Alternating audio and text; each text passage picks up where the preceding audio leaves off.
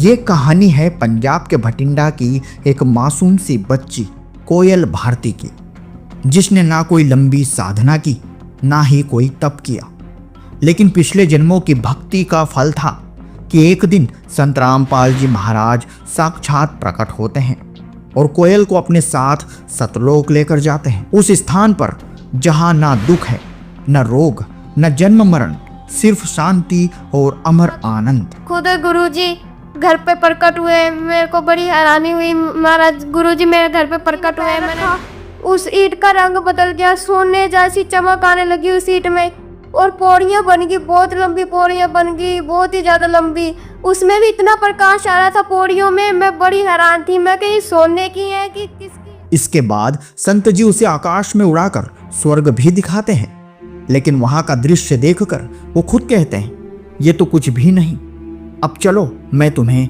नर्क दिखाता हूं। जैसे ही नर्क की भयानकता कोयल देखती है, उसकी आंखों से आंसू बहने लगते हैं।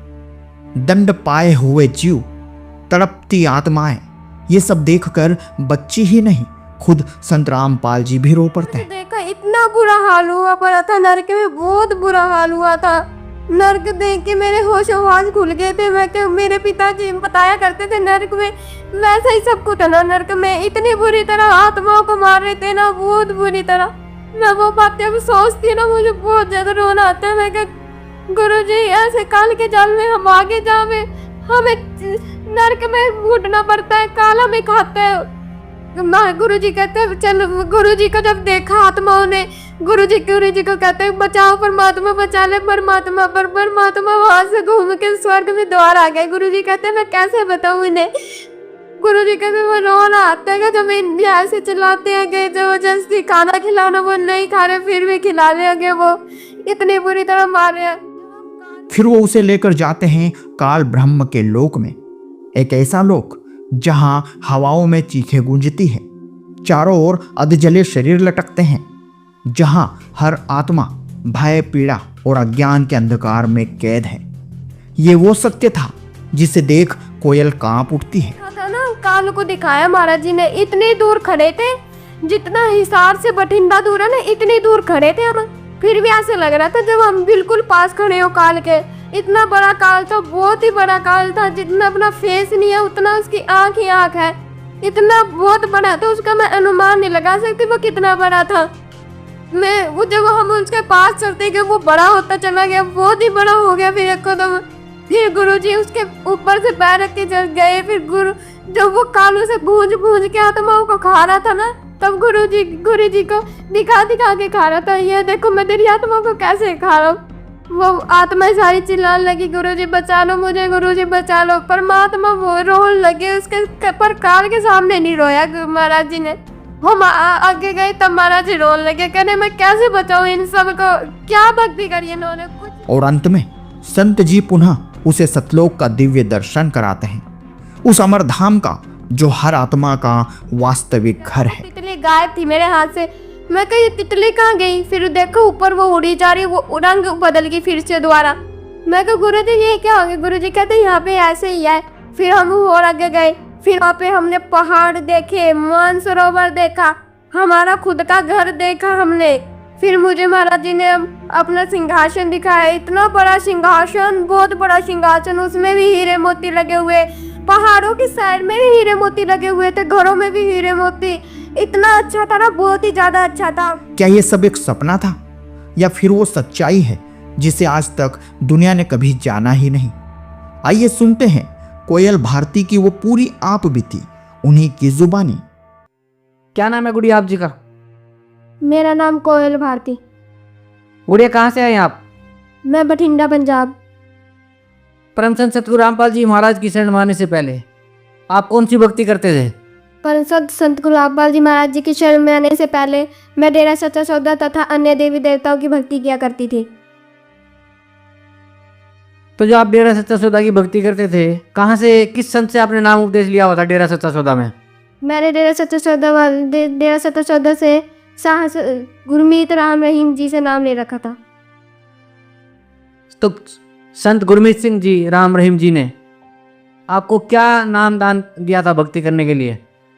सतपुरुष अकाल मूर्त सब स्वरूपी राम। तो जो आप मंत्र बता रहे हैं, जो डेरा सच्चा सौदा के संत गुरमीत सिंह जी ने आपको दिया था, सतपुरुष अकाल मूर्त सब स्वरूपी राम, इस मंत्र का आपने कितने दिन तक जाप किया? करीब 10 साल तक। तो 10 साल तक जो आपने इस मंत्र का जाप किया, उससे आपको क्या लाभ मिला? मुझे अभी तक कुछ लाभ नहीं हुआ था। बहुत ज़्यादा कठिनाई आ रही थी। मेरे भाई का उधरी डेरा सच्चा सौदा में ही एक्सीडेंट हो गया था। बहुत ज़्यादा परेशानी हो गई थी, लेकिन हमें कोई लाभ नहीं हुआ था। तो कैसे भक्ति करते थे आप, कैसे जाप करते थे इस मंत्र का? हम बैठ के चिट्टा कपड़ा सिर पे लेके और फिर नाम जपा करते थे। गुड़िया, परम संत सतगुरु रामपाल जी महाराज की शरण में कैसे आए आप? सत्य संत गुरु रामपाल जी महाराज जी की शरण में इस तरह ही मेरे पिताजी ने नाम ले रखा है। उन्होंने मुझे ज्ञान गंगा पुस्तक दी। वो कह रहे ये पढ़ के आप नाम दीक्षा लेने की वो करना। लेकिन फिर मैंने करीब 5 दिन तक मेरे पास वो किताब रखी रही, पर मैंने पढ़ी नहीं। मैं क्या मेरे को लगता है मेरे डेरे सच्चे सौदे वाले ही सही है। जब पता नहीं मेरा स्कूल से आके ये कदम मन करने लग गया कि मैं ये किताब पढूं, मैंने फिर वो ज्ञान गंगा की पुस्तक उठाई। पहले मैंने इस कलयुग में सतयुग पढ़ा। मेरे को बड़ी हैरानी हुई। मैं क्या मैंने इतने दिनों तक ये ज्ञान गंगा पढ़ी नहीं। फिर मैंने बहुत पढ़ा, उसे 5 दिन तक मैंने लगातार पढ़ी। मुझे बहुत ज़्यादा ज्ञान हो गया। फिर मैंने अपने पिताजी से कहा, पिताजी मुझे तो अब नाम दीक्षा लेके आनी है। भैया, जैसे आप बता रहे थे कि पहले आप डेरा सच्चा सौदा से जुड़े हुए थे 10 साल तक, संत गुरमीत सिंह जी राम रहीम ने आपको 3 मंत्र का जाप दिया था, अकाल मूर्त सतपुरुष अकाल मूर्त सब स्वरूपी राम। उसका आपने 10 वर्ष तक जाप किया, आपको कोई लाभ नहीं मिला। फिर आप परम संत सतगुरु रामपाल जी महाराज से आपने नाम उपदेश लिया। तो जो सत भक्ति परम संत सतगुरु रामपाल जी महाराज ने आपको दी है, उस भक्ति से आपको क्या लाभ मिला? उस भक्ति से तो मुझे सबसे बड़ा ये लाभ हुआ कि गुरुजी मुझे सतलोक लेकर गए। सतलोक में जब मैं सिमरन प्रथम मंत्र मिला था, तब मैंने प्रथम मंत्र पहले मैंने जब नाम दीक्षा ली थी, मैं इतना मंत्र नहीं कर पाई थी, मुझसे ज़्यादा हो नहीं पाया करता था। लेकिन जब से स्कूल की छुट्टियां पड़ी, मेरा मन और ज़्यादा बढ़ता चला गया भक्ति करने पे। मैं कहा मेरे को भक्ति करनी चाहिए। जब से मैंने 8 साल की लड़की का सतलोक के बारे में वो सुना इंटरव्यू, मुझे भी थोड़ी सी भक्ति तेज़ होने लगी। मैं कहा अगर वो भी जा सकते हैं तो हम भी जा सकते हैं। मैंने फिर अच्छी तरह छुट्टियों में बहुत भक्ति करी। फिर 16 तारीख को बुधवार को मेरी इतनी भक्ति तेज़ होगी कि महाराज जी, मैं प्रथम मंत्र कर रही थी, तब माला कर रही थी, तब मुझे सिर्फ एक ही चीज़ दिखाई दे रही थी। कबीर साहब उधर खड़े साइड में खड़े हुए, इधर स्वामी रामदेव महाराज, सारे जने खड़े हुए। सारे जने जब महाराज कबीर साहब जी के पास जाते तो उनका रूप धारण कर लेते थे कबीर साहिब का। मुझे जब भी मैं माला कर रही थी, एक मोती बढ़ा रही थी, मुझे यही सब दिखाई दे रहा था। मैंने अपने भाई से बताया। मेरा भाई कहता क्या कोई पता नहीं, तू करती रह माला, कोई पता नहीं, कुछ भी हो सकता है। फिर मैं करती रही माला। फिर जब मैं दूसरा मंत्र सतनाम मंत्र करने लगी, तब मैं सिमरन करते करते मैं लेट गई। लेटते लेटते फिर मेरे को नींद आ गई, मैं सो गई थी। महाराज जी प्रकट हुए। महाराज जी कह रहे कोयल उठ। मैं कहा मम्मी सोने दो। फिर कहते मैं तेरा पापा हूँ। फिर मैं कहा पापा सोने दो। फिर मेरे से कहते मैं पूर्ण परमात्मा हूँ। फिर मैंने उठ के देखा, खुद गुरुजी घर पे प्रकट हुए। मेरे को बड़ी हैरानी हुई। महाराज गुरुजी मेरे घर पे प्रकट हुए। मैंने दंडोत प्रणाम किया। मैं कब पानी पियोगे गुरुजी कहते नहीं बेटा, आपका तो ब्रह्मांड देखने चल रहा है। जब मैं ब्रह्मांड देखने, मैं खुश होगी। मैं कब ब्रह्मांड देखने जाना है हमें। फिर मैं पहले हमारा अंदर वाले कमरे में प्रकट हुए थे महाराज जी। फिर हम वहाँ से गायब करके, मेरा हाथ पकड़ के गायब करके मुझे दूसरे कमरे में ला के खड़ा कर दिया। मैं कही क्या महाराज जी, आपने मुझे गायब करके इस वाले कमरे में ले आ दिया। महाराज जी कहते मेरी शक्ति इतनी तेज है। मैं कहा फिर महाराज जी पूरे घर में मुझे घुमाया ऐसे गायब करके। फिर मुझे रसोई में ले आए। कहते आप ये घर बेच रहे हो। मैं कहा हाँ। कह कितने का बेचोगे। मैं कहा 10 लाख का बेच रहे हम। फिर गुरुजी कहने लगे ये घर नहीं बेचना। मैं क्या क्यों गुरुजी।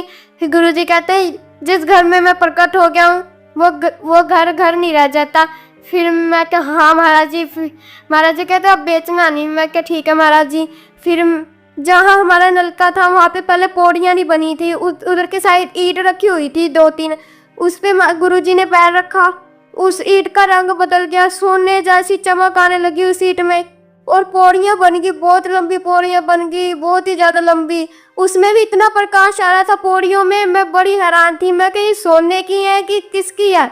मैंने पहले पैर रखा, मेरे को डर लग रहा था। मैं क्या पता नहीं कौन सी चीज़ से बनी हुई है। पहले मैं पैर रख के मैंने पीछे हटा लिया, मैं क्या पता नहीं कौन सी चीज़ से बनी है। फिर मैंने हाथ लगा के देखा, उसमें जो मैंने वो चीज़ छुई थी, अभी तक मैंने किसी भी ईंट को छुआ, वो चीज़ अभी तक मुझे दिखाई नहीं दी है।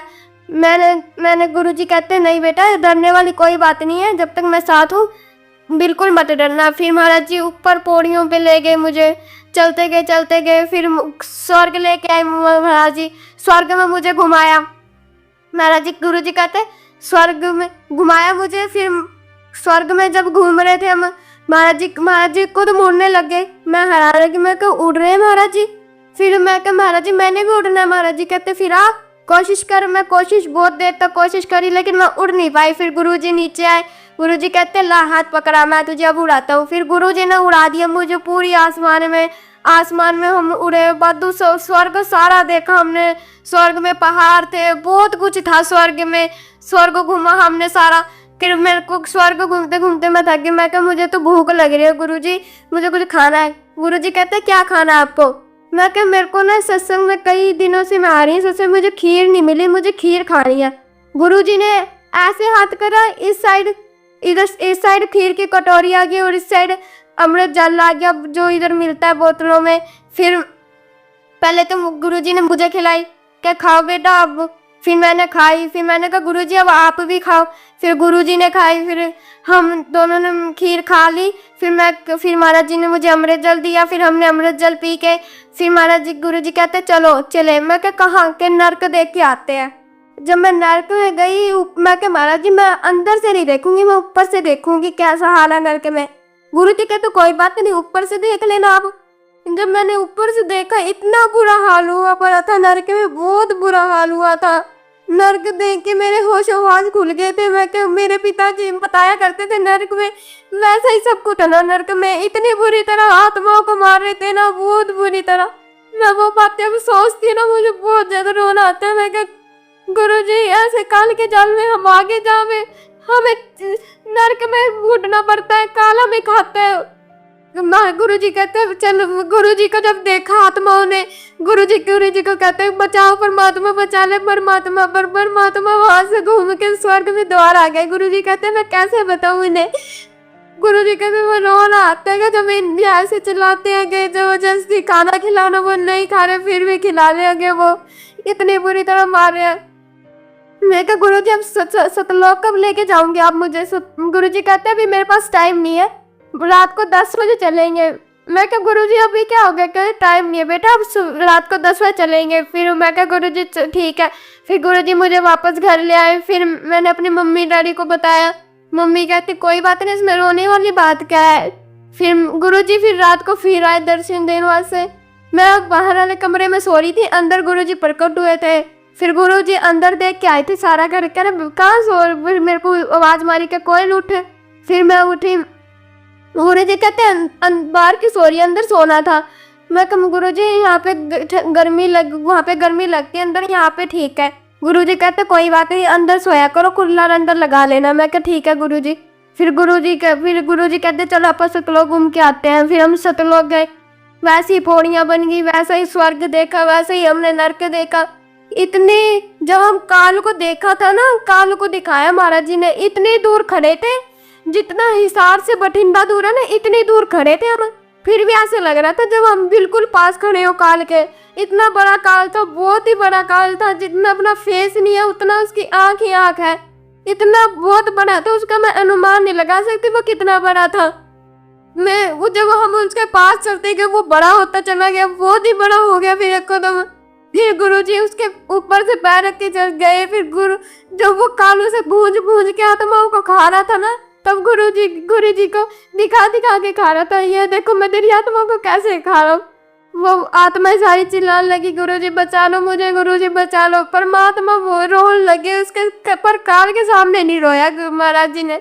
हम आगे गए तब महाराज जी रोने लगे, कहने मैं कैसे बचाऊं इन सब को, क्या भक्ति करी इन्होंने, कुछ भी नहीं करा। फिर महाराज जी कहते चलो पद सतलोक घूम के आते हैं। फिर हम सतलोक में गए। सतलोक में गुरुजी ने मुझे खेत, दूर से ही हमें खेत दिखाई देने लगे थे। मैं क्या गुरुजी वो क्या है? गुरुजी कहते वो खेत है। मैं क्या है खेत है?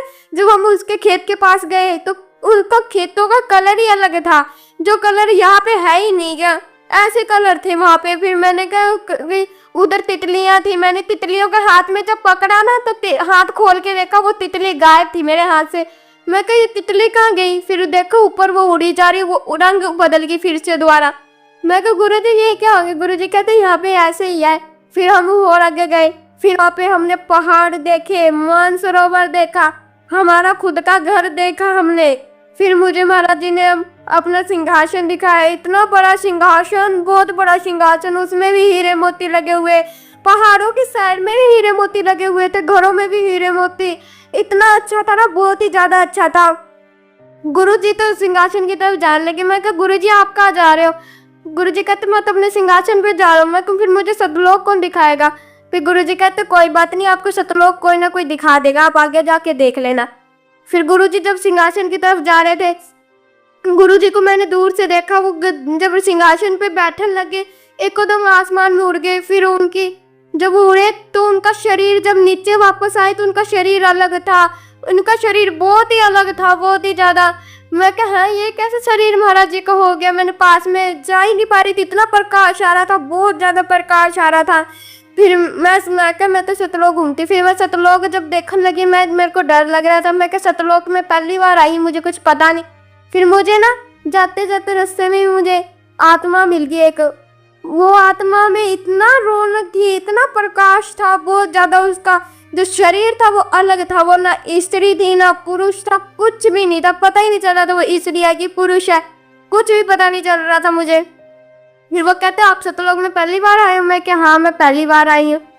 वो कहते चलो फिर आपको सतलोक दिखाए। मैं क्या हाँ चलो। फिर हमने सतलोक पहले पैदल से ही देखा, पैदल में हमने घर देखे, मैंने खुद का घर देखा, घर में घर देखा, मानसरोवर देखा, सारा पैदल वाला देख लिया।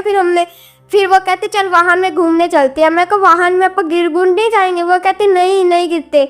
मैं वाहन में पहले तो मैं बैठ गई। जब वाहन जब उड़ने लगा, पहाड़ों के बीच में से जा रहा था, मेरे को तो डर लग रहा था। मैं कही हाँ ये पहाड़ों के बीच में से जा रहा, लगता मैं तो आज जाऊंगी, मरूंगी मैं तो आज। मैं बहुत ज्यादा घबरा गई थी। मैं कही पहाड़ के बीच में से लेके जा रही है, मुझे तो डर लग रहा है ऊपर से। फिर वो आत्मा पूछने लगी आप डरो मत, यहाँ मृत्यु जन्म होता नहीं है।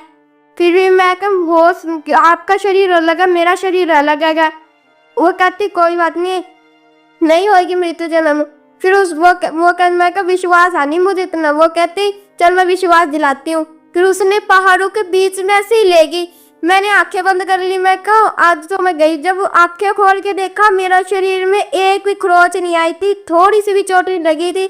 मैं बड़ी हैरान। मैं कहा यहाँ पे सच्ची मृत्यु जन्म नहीं होता, यहाँ तो सच्ची जो चीज पृथ्वी में नहीं है वो चीज यहाँ पे है, न मृत्यु है न जन्म है। हमने सतलोक ढूंढा। मैं कहा फिर वो कहती अब तू कहाँ जा रही है? मैं कहा मैं तो गुरुजी के पास जा रही हूँ। क्यों?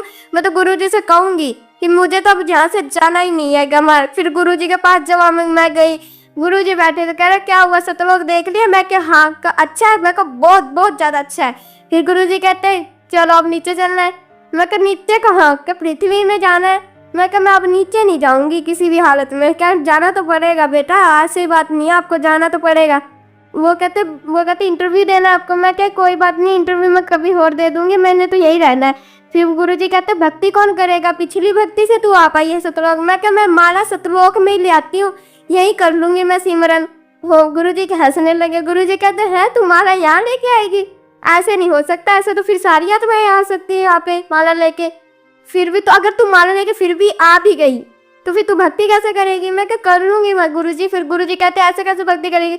तो पूरा दिन तो सतलोक में घूमती रहेगी, क्या तू भक्ति करेगी? भक्ति में तेरा मन ही नहीं लगा करेगा। मैं क्या हाँ। कहते देख ले अगर तूने भक्ति थोड़ी सी भी करी नहीं ना भक्ति, तो तुझे भी कालवासी खाएगा जैसे उन आत्मा को खाता था। मैं क्या नहीं ऐसे थोड़ी ना खा लेगा मुझे। फिर वो कह नहीं ऐसे खा सकता है, खाने में क्या गए। मैं क्या चलो ठीक है मैं नीचे चली जाती हूँ।